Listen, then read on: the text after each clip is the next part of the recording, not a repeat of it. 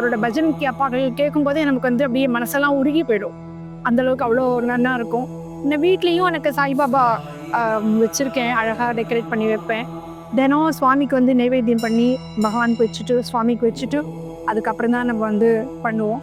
And இவர் வந்து என்னை பொறுத்த வரைக்கும் எனக்கு ஒரு விஷயத்துலையும் வந்து நிறைய மிராக்கள் நடந்திருக்கு. அது எப்படின்னா, அவர் எனக்கு முன்னாடி வந்தார், என் கூட இருக்கான்றது ஒன்று.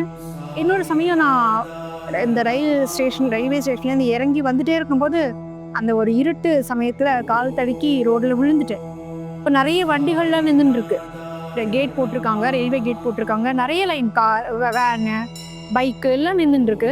நான் வந்து அப்படியே டோட்டலாக அப்படி விழுந்து எனக்கு இந்த இடத்துல நான் அடி ஒரே ரத்தம். ஆனால் அந்த ரத்தத்தோடு நின்றுது, ஸ்டிச் கூட போடலை, கொஞ்சம் வீங்கிடுது. ஆனாக்கா ஒன்றும் உள்ளே எதுவும் அடிப்படாமல் அன்றைக்கி என்னை வந்து காப்பாற்ற அத்தனை வண்டிகள் நடுவில் எனக்கு எதுவும் பெரிய சேதம் ஏற்படாமல் காப்பாற்றினது இந்த பாபா தான். அதை நான் வந்து மறக்கவே மாட்டேன் என் லைஃப்பில். ஏன்னா எனக்கு வயசு வந்து 66. இந்த வயசில் கீழே விழுந்தால் என்ன ஆகும்னு எல்லாருக்குமே தெரியும். ஆனால் கீழே விழுந்ததுக்கப்புறமும் ஒரு சமயத்துலேயும் நினச்சிப்பேன், நம்ம அன்றைக்கி வந்து உயிர் பழிச்சது இந்த பாபாவால் தான். இல்லாட்டி என்ன ஆயிருக்குமோ தெரியாது, வண்டிகள்லாம் போயின்னு இருக்கு, யாரும் என் மேலே ஏற்றிருந்தா கூட கை காலம் உடஞ்சிருக்கோம், இல்லை வேறு எதுனா ஆயிருந்திருக்கும். அன்றைக்கி என்னை முழுமையாக காப்பாற்றினது இந்த பாபா தான். நிறைய என்னோடய பையன் வாழ்க்கையில் அங்கே கல்கட்டாவில் இருந்தப்போ வாரம் கோவில் போவோம், சாய்பாபா கோவில் போவோம். அவன் அப்போ பரீட்சை எழுதியிருந்தான், சார்ட்டர்ட் அக்கௌண்டன்ட் பரீட்சை எழுதியிருந்தான். நாங்கள் எங்களுக்கு யாருன்னு தெரியாது, ஆரத்திக்கு போவோம், அங்கே நின்றுட்டுருப்போம், ஆரத்தி பார்ப்போம், பிரசாதம் வாங்கிப்போம். திடீர்னு ஒரு பெண்மணி வந்தாங்க. அவங்க எங்களுக்கு முன்ன பின்ன யாருன்னே தெரியாது. என் பையன்கிட்ட வந்துட்டு, நீ உன்னோட பரீட்சை நீ ரொம்ப நன்னா பண்ணுவ, நன்னா பாஸ் பண்ணுவ, நீ அமோகமாக இருப்ப அப்படின்னு சொன்னாங்க.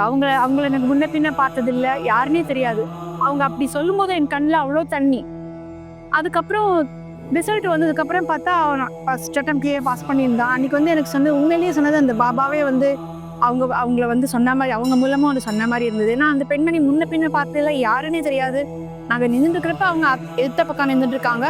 அவங்க அந்த லைன்லேயே வந்து எங்ககிட்ட சொல்கிறாங்க, நீ கவலைப்படாத, நீ உனக்கு நன்னா பாஸ் பண்ணி ஃபஸ்ட் அட்டம்ப்டில் பாஸ் பண்ணிவிடுவ, நன்னா இருப்பேன் நீ குழந்தைன்னு சொல்லிட்டு ஆசீர்வாதம் பண்ணிட்டு போனாங்க.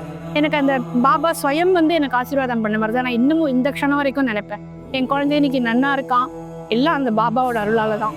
அதுக்கப்புறம் இன்னொரு விஷயம் ஒன்றேன்னு சொல்லிக்கிறேன். இந்த கோவிலில் தினம் வருவேன், அடிக்கடி வருவேன், சில சமயம் வர முடியாது. அப்படி இருக்கும்போது என்னோட மருமகளும் பேர குழந்தையும் கனடா போகிறதுக்கு இருந்தது.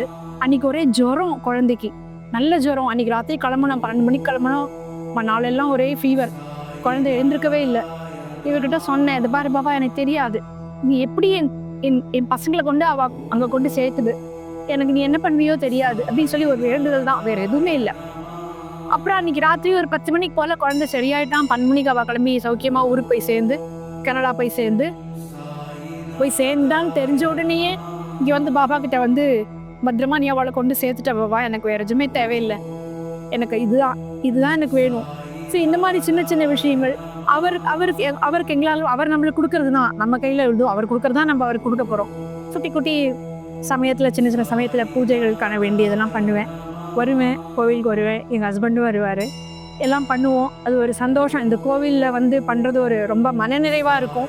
ரொம்ப சக்தி வாய்ந்த பாபா. எல்லாரும் இந்த பாபாவினோட